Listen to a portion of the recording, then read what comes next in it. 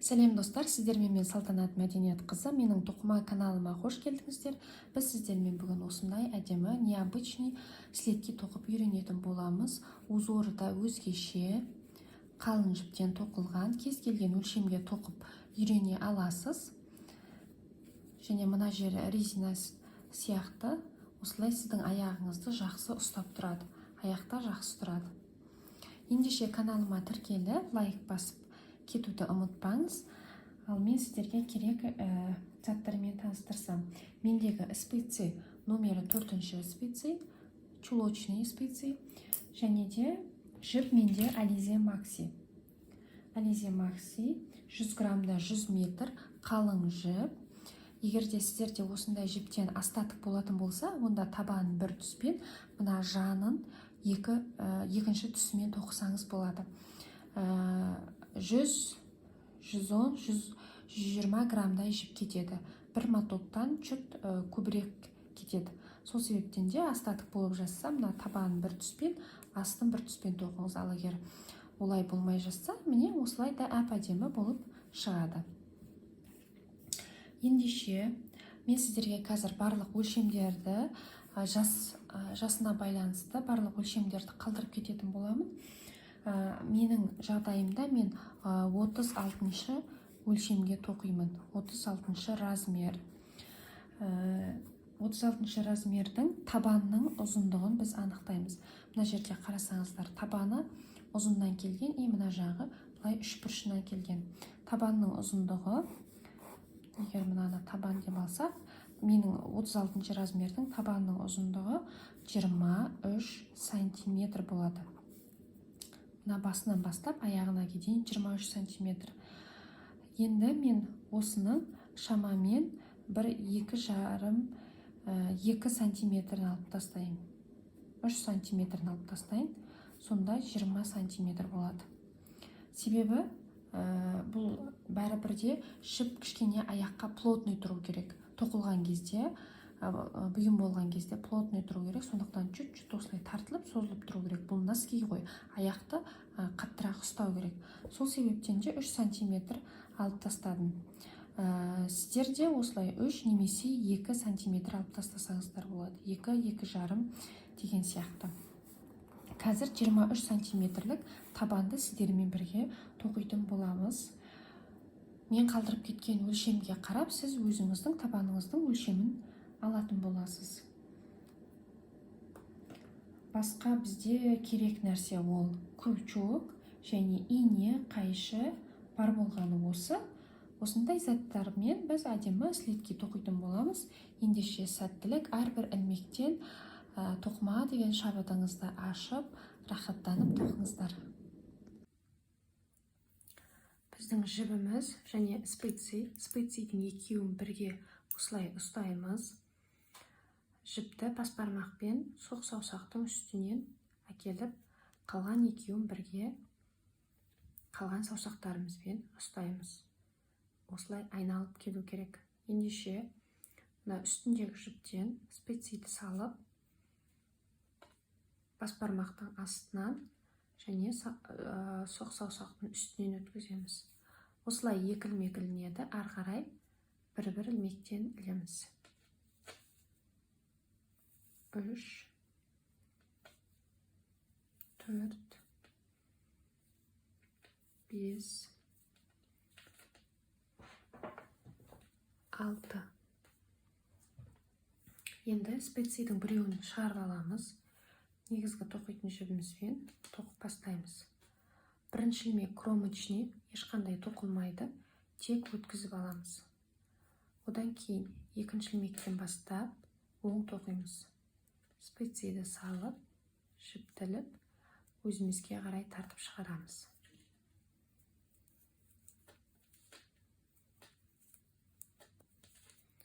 Және соңғы ілмек бізде теріс ілмек. Мына тоқитын жіпті алдыға өткізіп, сыртқа қарай шығарамыз. Егер мүлде тоқу білмесеңіз, менің тоқыма сабақтарымды көрсеңіз болады. Келесі екінші қатар бірінші ілмекті өткізіп аламыз. Ары қарай тура жаңағы бірінші қатар сияқты оң тоқи береміз. Бұл бізде теріс беті.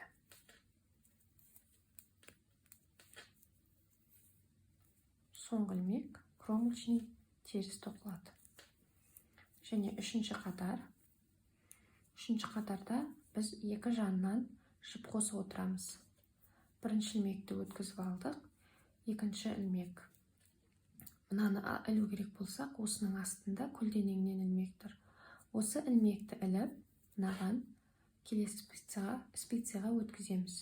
Және осыны іліп аламыз. Ары қарай жалғастырып, оң тоқыла береді. Міне, соңғы кромочный ілмек қалды. Бізде осының алдындағы ілмек міне оң тоқылды. Соның астында мына көлденеңнен ілмек тұр. Осы ілмекті міне мына спициямен сол қолымыздағы іліп аламыз, дағы оң тоқимыз. Және соңғы ілмек теріс. Үшінші қатарымыз аяқталды. Бізде 8 ілмек. Келесі қатарда жіп қосылмайды.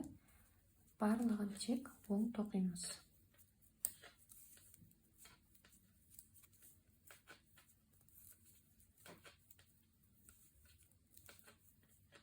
Соңғы ілмек теріс тоқылады.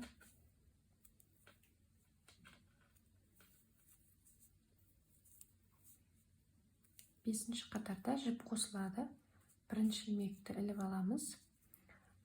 Через қатар жіп қосылып отырады. Так, міне, келесі тоқылу керек. Екінші ілмектің астындағы көлденеңіне тұрған ілмекті іліп алып, анда өткіземіз. И осы жерден бір ілмек шығарамыз.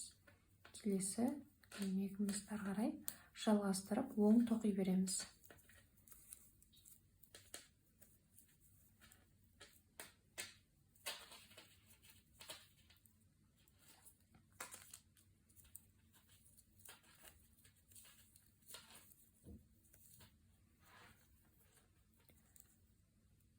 Ең соңғы кромочныйдың алдындағы ілмек, астындағы көлденең ілмек іліп аламыз. Жіп қосылды.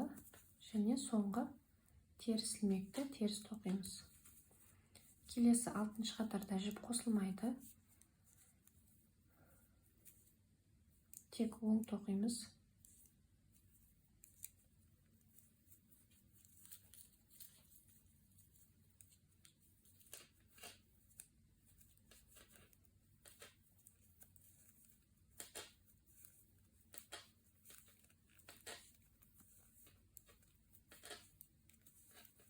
Соңғы ілмекті теріс. Бізде енді 7-ші қатар, спицияда бізде 10 ілмек бар. 7-ші қатарда жіп қосамыз. Бірінші ілмекті өткізіп алдық. Келесі ілмек, көлденең тұрған ілмек кіреміз. Осыдан бір ілмек шығарамыз. Босаттық. Ары қарай жалғастырып, тек оң тоқи береміз.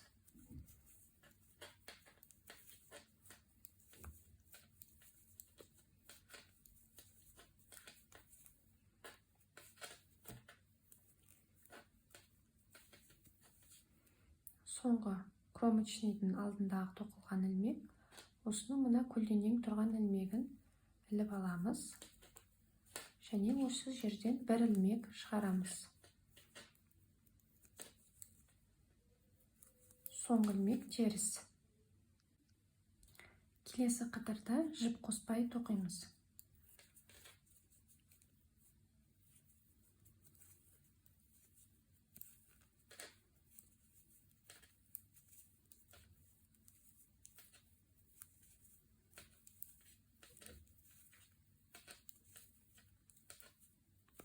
Соңғы ілмек теріс.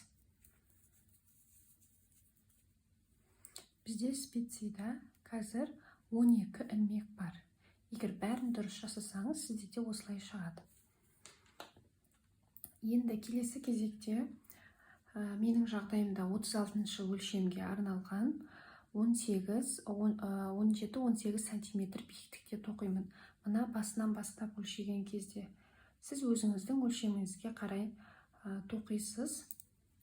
Қараңыз, мына жерді қазір бізде өлшегенде менде 3 сантиметр шығып тұр. 3 сантиметр. Жалпы менде 36-шы өлшемде 20 сантиметр шығу керек. Одан 20-дан 3 алып тастасақ 17. Шамамен сол 17-18 сантиметр тоқимын. Ол деген менде 46 сантиметр болу керек. 46 қатар. Яғни келесі қатардан бастап, қазіргі тоқылатын ендігі қатардан бастап санағанда 46 болу керек. Қазір мына жерге мен оң бетіне, мына жіптің, бастаған жіптің ұшы тұрған, оң қолыңызда тұрған беті, ол бұйымның оң беті болып саналады. Осында мен маркер қалдырып кетем. Ары қарай 46 қатар тоқып көремін. Бірақ қыздар, қатар санына қатты қарамаңыздар. Ең басты сізде сантиметрмен өлшеген кезде дұрыс шығу керек. Егер де сіз үлкен өлшемге тоқып, сізде табанның жалпы биіктігі 23 сантиметр болатын болса, мына тоқылған қазіргі 3 сантиметрді алып тастайсыз да, ары қарай 20 сантиметр тоқисыз. Ал мен 17 сантиметр тоқимын. Ендеше ары қарай ешқандай да мына жағынан жіп қоспаймыз, жіп алмаймыз. Осы 12 қатарымызды жалғастырып, тек екі бетінен де оң тоқимыз. Мінекей қыздар, мен өзіме керек қатар санын тоқып алдым. Мен 46 емес 44 қатар тоқыдым. Себебі 44 қатар тоқыған кезде менде 17 сантиметр уже шығып тұр. Сол себептен 44 тоқыдым. Және де енді ары қарай біз қысқартып бастайтын боламыз. Бұл біздің бұйымның оң беті. Мына тоқыған жіптің басталған жері оң жағында тұр. Значит, бұл бізде оң беті деген сөз. Сізде жібіңіз осы жақта тұру керек, яғни мына тоқылатын бетте тұру керек. Жұп қатар қып тоқыңыздар қыздар. Тоқтаған кезде 44, 46, 48 деген сияқты. Так, енді біз жібімізді қысқартып бастаймыз. Бірінші ілмекті тек өткізіп аламыз. Одан кейін мына екі ілмекті бірге оң тоқимыз. Біз бір ілмекті былай алсақ, енді екеуін қосып бірге аламыз. Сәл ыңғайсыз болуы мүмкін, бірақ тоқу керек. Ары қарай соңғы 3 ілмекке дейін оң тоқимыз. Міне, соңғы 3 ілмегіміз қалды. Мына екеуін бірге оң тоқимыз. Және ең соңғы ілмекті терісінен тоқимыз. Осылай біз қысқартамыз. Келесі қатарда қысқартылмайды. Себебі біз басында да солай істегенбіз. Бір қатар қостық, бір қатар қоспадық жіпті. Сол сияқты соңында да бір қатар қысқартсақ, келесі қатарда қысқартпаймыз. Соңғы ілмек теріс тоқылады. Міне, енді келесі қысқартамыз. Осылай бізде 6 ілмек қалу керек. Мінекей мен 3 рет қысқарттым. Жаңа сіздерге біріншісін көрсеттім, одан кейін 2 рет қысқартылды. Мынау соңғы қысқартқан ілмек. Енді келесі қатар бізде басында білесіздер, жіп қоспай тұрып, 2 қатар оң тоқыған едік. Қазір біз соны тоқимыз. Бірінші ілмекті іліп алдық. Соңғы ілмек теріс. Одан кейін тағы да оң тоқимыз.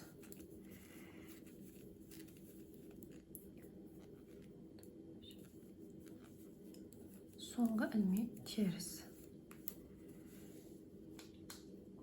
Біздің табан дайын. Жібіміз міне көрдіңіз бе? Мына бетінде тұрады.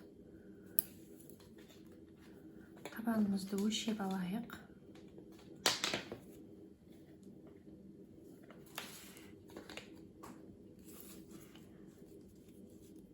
Менде мінекей 20 сантиметр шығып тұр. Менің өлшемімде тура шықты. Тура осылай ары қарай жалғастырамыз. Енді мынау біздің жаңағы тоқып жатқан специямыз, иә. Осымен ары қарай жалғастырып, мына табанды айландыра жіп іліп аламыз. Ол үшін қараңыздар. Мына жақ бізде кромочный ilмектер. Осы кромочный ilмектерден аламыз. Бірінші бізде міне, біріншісі мынау. Тура осы астынан аламыз. Мынау кромочный. Мына специямен көрсетейін. Мынау алды, мынау арты, иә. Осы екеуінен бірге өткізіп аласыздар. Осылайынан. Тек мына алдынан ғана алып қойсаңыз болмайды. Осы екеуінен бірге өткізіп аламыз. Ендеше кеттік, осы специямен жалғастырып ары қарай. Бірінші мынау. Ыңғайсыз болуы мүмкін. Егер ыңғайсыз десеңіз, крючокпен іліп алсаңыз да болады. Бірінші ilмек. Келесі міне. Екеуінен де өткіздік. Екінші ilмек. Келесі. Үшінші ilмек. Мына алды, арты екеуінен бірге. 4, 5, 6, 7. Осылай мына басына дейін іліп аламыз. Міне мен 28-ші ilмекті іліп алдым. 29 және соңғы мінекей 30. Кромочный. Енді біз табанына келдік. Міне, табанның бірінші басталған үлкен ilмегі. Табанда бізде 6 ilмек аламыз. Өйткені мына жақта да 6. Екеуі бірдей болу керек. Так, табанда тек мына біреуісінен ғана ілеміз. Міне, осылай. Мына артынан алмаймыз. Так, аламыз бірге. 1, 2, 3,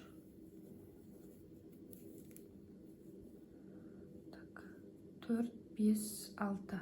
3 болды, иә. Так, мына жерден біреу алайық тағы да. Себебі 6 шығу керек бізде. 4,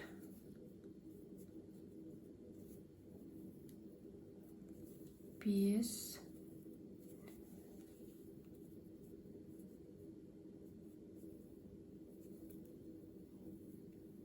5. Так.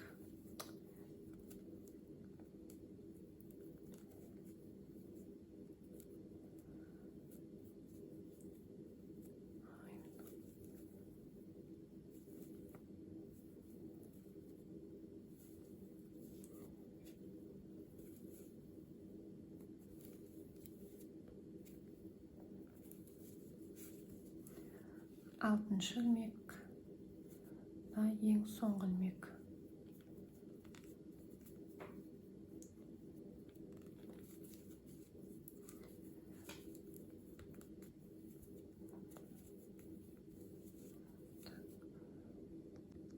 Алтыншы ilmekті алдық. Енді мына жақ жаны тура мына жақ секілді 30 ilmek аламыз. Мен специяны бір тартып шығарып алайын.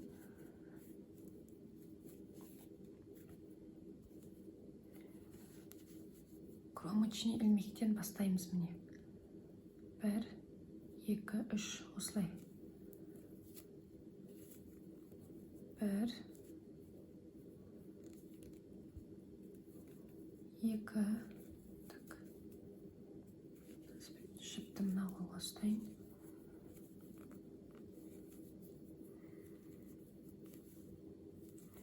3, 4.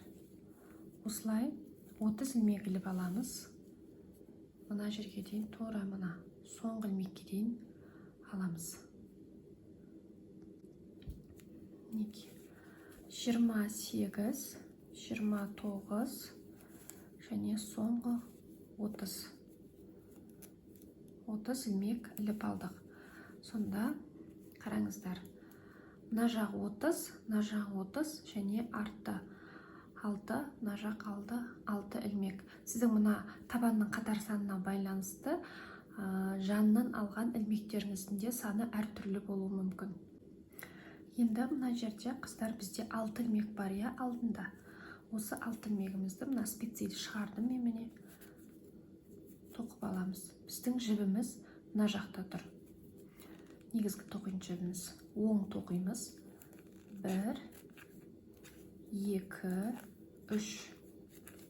Міне 3 ілмек. Енді қайтадан спицейді шығарып жасап аламыз. Яғни мынау біздің носочкиміздің слеткидің алды. Мында 6 ілмек бар еді, басындағы.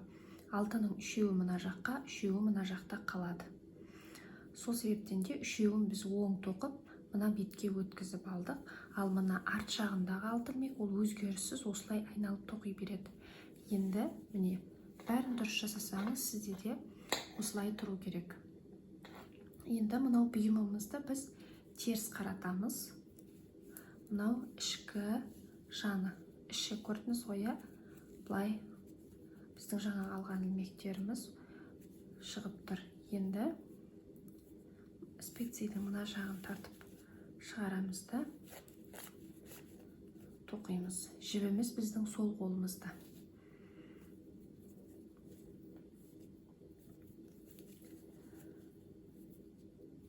Бұл слеткидің ерекшелігі қыздар. Бұлай жаңағы табан сияқты бұлай тоқып келеміз. Одан қайтқа артқа тоқимыз, қайта алдынан тоқимыз. Осылай кезекпе-кезек айналып отырады. Бірінші ілмек кромочный ілмек болып саналады. Оны просто өткізіп аласыз. Ары қарай оң тоқимыз. Бұдан кейін келесі ілмек теріс тоқимыз. Міне осы екі оң және теріс ілмек біздің негізгі бірінші қатардың узоры болып саналады. Қазір бізде бірінші қатар. Табанды бітірдік, енді жанның бірінші қатары. Тағы бір рет бірге жасайық. Оң тоқыдық, одан кейін теріс. Оң, теріс. Оң, теріс. Осылай мына қатардың соңына дейін тоқимыз. Соңғы ілмек теріс тоқылады. Мінекей соңғы ілмектер менде міне теріс, оң, келесі ілмек теріс, а мына кромочный тоже теріс тоқисыздар. Бірінші қатарды аяқтадық. Енді екінші қатар. Бұлай аударамыз бұйымымызды. Ары қарай екінші қатарды бастаймыз. Бірінші ілмек кромочный, просто өткізіп аламыз. Ары қарай міне оң ілмек тұр бізде, осы оң ілмекті оң тоқимыз. Оң тоқыдық, келесі теріс ілмек. Енді бұл жерде өзгереді. Бұл бізде екінші қатар. Мына тоқып жатқан негізгі жіпті мына спицейдің алдына шығарамыз. Сөйтеміз де бұл накид жасаймыз. Яғни бір ілмек былай іліп алдық деген сөз. Накид и мына теріс ілмекті тоқымаймыз. Просто өткіземіз. Немесе осылай алдына өткізіп, екеуін бірге бүйтіп шығарып алсаңыз болады. Тағы бір рет. Оң ілмек тоқылады, оң. Келесі теріс ілмекке келген кезде жіпті алдын өткізіп, екеуін бірге өткізіп аласыз. Міне. Мынау накид. Келесі міне оң ілмегіміз, оң тоқимыз, теріс ілмекті жіпті алдыға өткізіп, накид жасап, екеуін бірге өткіземіз. Оң ілмек тоқылды, теріс ілмекті міне жіп қосамыз. Жіп қосу немесе накид деп айтсаңыз болады. Оң ілмек, одан кейінгі теріс ілмекті мынаумен бірге өткізіп шығарып аламыз. Келесі тағы да бір көрсетейін. Оң ілмек, оң тоқылды, одан кейінгі теріс ілмекті міне бірге өткіземіз. Осылай қатардың соңына дейін тоқимыз, және соңғы ілмек теріс тоқылады. Мінекей біздің соңғы қатар, соңғы үш ілмек, оң, міне оң ілмекті оң тоқимыз, теріс ілмекке келгенде накид жасадық и өткізіп алдық, және соңғы ілмек теріс тоқылады. Екінші қатарды аяқтадық, бұйымды аударамыз, енді үшінші қатарды бастаймыз. Бірінші ілмек, кромочный ілмек, просто өткізіп аламыз. Ары қарай біздің жаңағы міне накид жасаған ілмегіміз, осы жерге біз тағыда бір накид жасаймыз. Жаңадан міне жіпті өткіземіз, и мына екі ілмекті бірге қосамыз. Сонда бізде үшеу болды. 1, 2, 3. Екі накид, бір ілмек. Одан кейінгі мына теріс тұрған ілмекті біз, міне теріс тоқылған ілмек, бұны біз осы үшінші қатарда оң тоқимыз. Осы узор біздің үшінші қатардың узор. Келесі қайталаймыз осыны. Міне накид жасаймыз. Үшеуін бірге өткізіп аламыз. Тоқымаймыз, просто өткізіп аламыз. Одан кейінгі теріс ілмекті оң тоқимыз. Мынау бағанағы накид жасаған ілмегіміз, екеуі бірге тұр. Осыған тағы да бір жаңадан накидті қосып өткіземіз. Теріс ілмекті оң тоқимыз.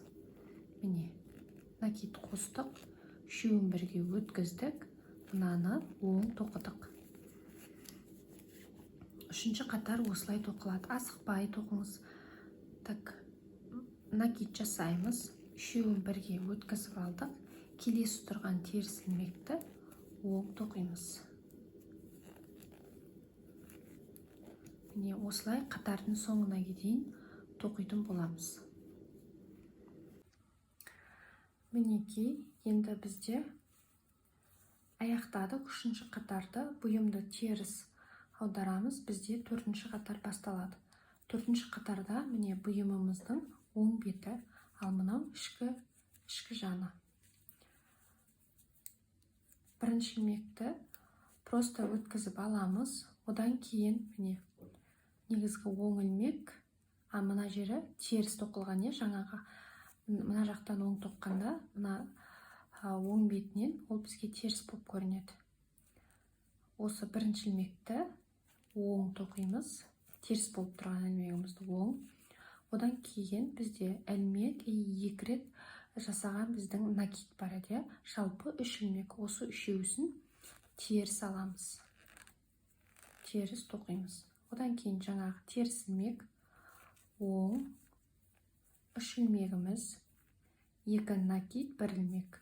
Осы үшеуін теріс тоқимыз. Ары қарай оң, мына үш ілмекті бірге теріс, оң, үш ілмекті бірге теріс, мына теріс болып тұрған ілмекті міне оң, одан кейінгі ілмек және екі накид бар. Осы үшеуін бірге өткізіп теріс тоқимыз. Осылай қатарымыздың соңына дейін, мына жаққа дейін тоқимыз. Соңғы ілмек кромочный теріс тоқылады. Қыздар, төртінші қатарды аяқтадым. Соңғы қатар, соңғы ілмек теріс тоқылды. Бізде осындай узор шықты. Бұл узор біздің негізгі тоқылатын узорымыз. Енді ары қарай келесі қатарды қайтадан бірінші қатар деп санасаңыз болады. Қиналамын десеңіз, видеоны артқа өткізіп тоқыңыз. Жаңағы біздің мына жақта бастаған бірінші қатардан қайта бастаймыз. Осы бірінші қатарды, екі, үшті және мына төртінші қатарды қайталап тоқимыз. Осылай біз 4 рет жасауымыз керек. Сол кезде бізде мынандай узор шығады. 1, 2, 3, 4. Біз қазір сіздермен бірге мына бірінші қатарды тоқып шықтық. Енді ары қарай тура осыны қайталап 3 рет жасаймыз. Одан кейін барып бекітетін боламыз. Сонда осындай необычный следки шығатын болады. Ендеше мен басын бір көрсетейін. Шатасамын деп жазсаңыз, видеоны қайта артқа қойып, бірінші қатарда қайталаңыз. Бірінші ілмекті өткізіп аламыз. Одан кейін оң ілмек,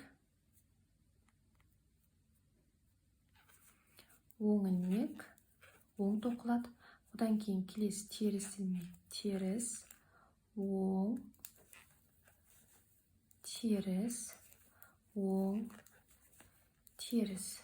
Мінекей, бұл біздің бірінші қатарымыз қайтадан басталды. Енді осыны аяқтайсыз. Одан кейін мына жақта аяқтағаннан кейін келесі екінші қатарды тоқисыз. 3, одан кейін 4. Осылай сіз мынадан тағы да біреу жасайсыз деген сөз. Өстіп 3 рет қайталап тоқыңыз. Түсінікті болды деп ойлаймын. Сұрақтарыңыз болса комментарийға жазыңыздар. Ары қарай мына слеткедегідей 4-еу шыққанша тоқимыз. Біріншісін жасап қойдық, енді 3-еуін жасаймыз. Мінекей достар, біздің слеткеміз дайын болып қалды. Қазір өлшеп көреміз. 4 қатар, 1, 2, 3, 4 қатарымызды тоқып бітірдік. Биіктігі менде шамамен биіктігі 6 сантиметр. Ал табаны бұл жаны, ал табанының биіктігі 8 сантиметр. Жоқ, 7. Примерно 7 сантиметр. Ал мына жағы астынан басталады 6 сантиметр болып тұр. Енді біз бекітпе жасаймыз. Бекітпеміз ең қарапайым түрі бекітудің. Сіздер қателеспедіңіздер деп ойлаймын. Мен мына бірінші узорды көрсеттім, бастапқы 4 қатарды, одан кейін соны қайталап 3-еуін жасадыңыздар.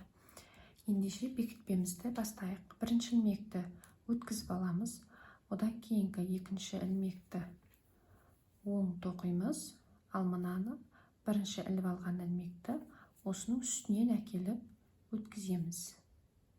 Сосын босатамыз. Ары қарай тура солай оң тоқи береміз. Шығарып алдық ілмекті. Астындағы ілмекті осының астынан өткіздік.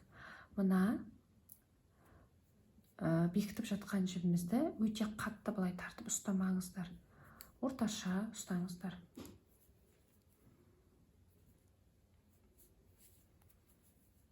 Тағы бір көрсетейін. Міне, осылай қайталап бекіте бересіздер. Бекітпенің ең қарапайым түрі. Ендеше қыздар, ары қарай соңына дейін осылай бекітіп шығыңыздар. Ең соңғы ілмек қалды, міне, теріс ілмек. Осыны мен теріс тоқимын да, кромочныйды. Осылай бекітемін. Жіпті тартып, бізге енді специядан қажеті жоқ. Жіпті тартып, осы мөлшердегі жіп маған жеткілікті. Кесіп аламыз. Енді инеге өткіземіз. Мынандай тоқыма жіптерге арналған ине. Жібімізді өткізіп, мынау біздің бұйымның алды ашық, міне. Осыны қазір біз бірге тігеміз. Ол үшін қараңыздар, жіп мына бетінде тұрма. Онда біз келесі бетке, кромочный, соның біріншісіне инені саламыз. Біріншісі, міне. Екі жағынан да өткіздік бірге салып. Енді бір-біріне беттестіріп ұстаймыз. Бізде мына жақта міне кромочный, мына жақта кромочный ілмектер. Соның біз мына жанынан аламыз. Кромочный ілмектің жанынан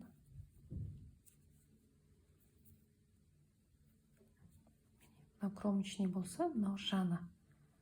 Осы жерден инемізді саламыз.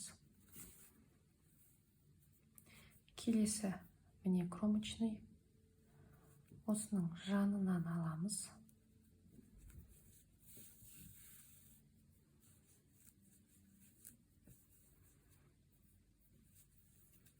Келесі мына беттегі кромочный ілмек. Тоже жанынан аламыз.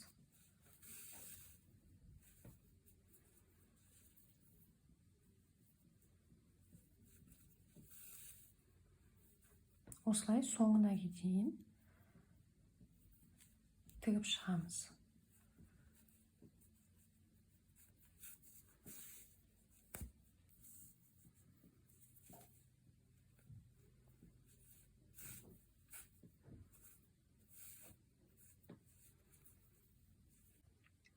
Мінекей соңына дейін тіктік. Жібіміз мына бетте тұр. Енді осыны үзіп алмай, ақырын ғана тартамыз.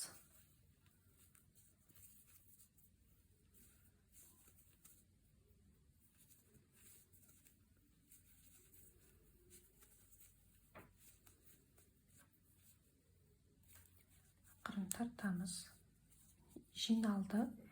Енді инені жіпті арғы бетке ішке қарай өткіземіз. Тарттық.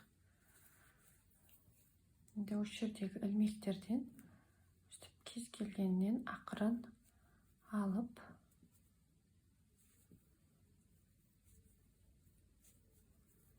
жібімізді мына тура ортасынан шығарамыз.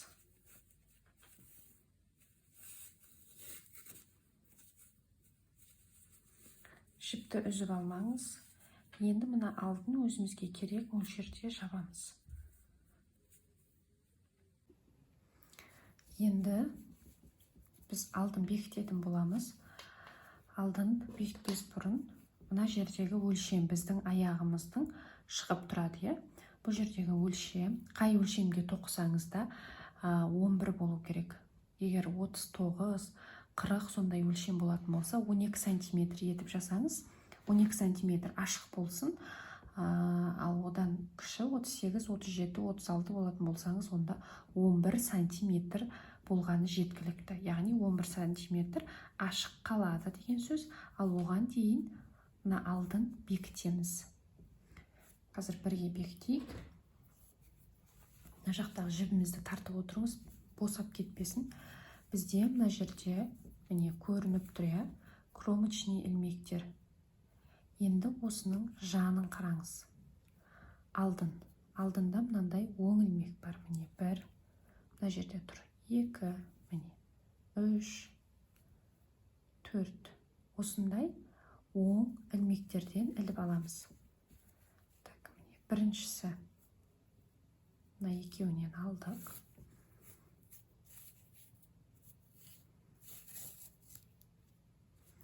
Келесі мына бетте.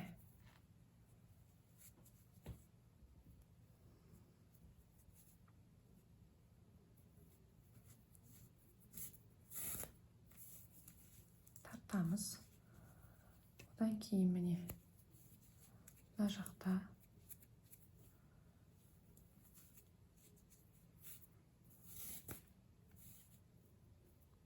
келесі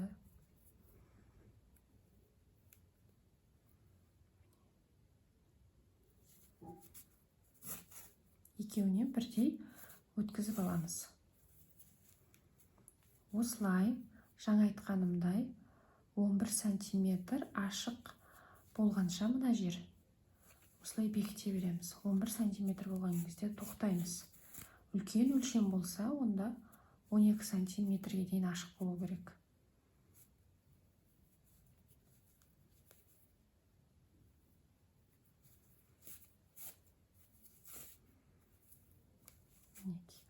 Осылай түсінікті деп ойлаймын.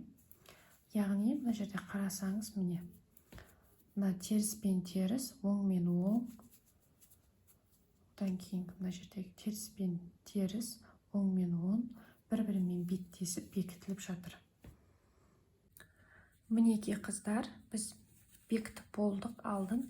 Ал мына ашық орын аяқтың шығып тұратын жері менде 11 сантиметр болды. Қазір өлшеп көрсетейін. Мына жерден бастап 11 сантиметр.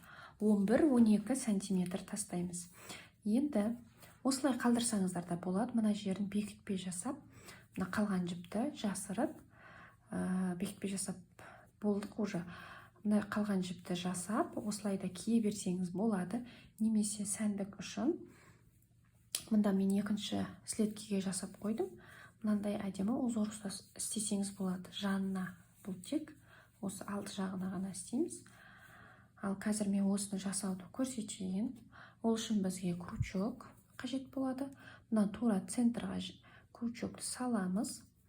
Мына қалған жіппен немесе басқа жіп іліп алсаңыз болады. Осыдан жіпті шығарамыз. Енді бекітпе жасаймыз. Бір ілмек тағы да іліп шығарып алдық. Енді біз сағат тіліне қарама-қарсы артқа қарай тоқитын боламыз. Қараңыздар, мына жерде бізде кромочный ілмектер, осы ілмектерден аламыз қазір. Осылардан алды арты, осы екеуінен. Так, ары қарай кеттік ендеше. Бізде бірінші кромочный мында тұр. Осы жерге саламыз. Ілмегімізді, бір ілмекті іліп, өзімізге қарай тартып шығарып аламыз.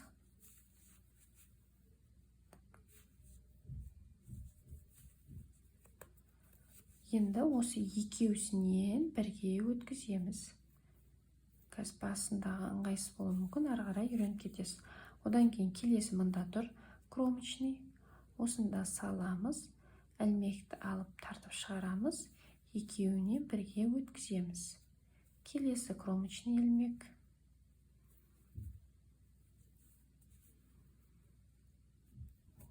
Осылай. Одан кейінгі келесі кромочный. Көрдіңіз бе? Мына алдынан, артынан екеуінен бірдей өтіп жатыр.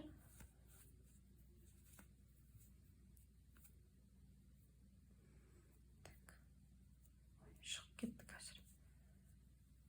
Екеуісінен.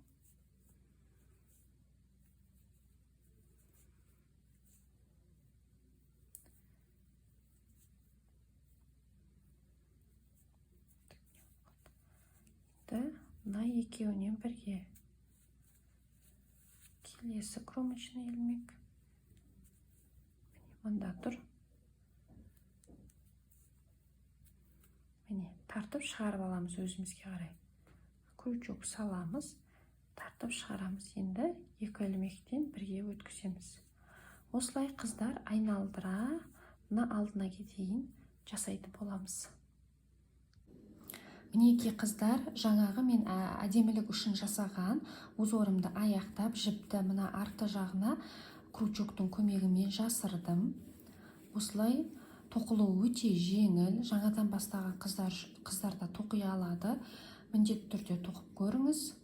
Узоры ерекше, аяққа жақсы тұрады және мына жері жақсы ұстап тұрады аяқты.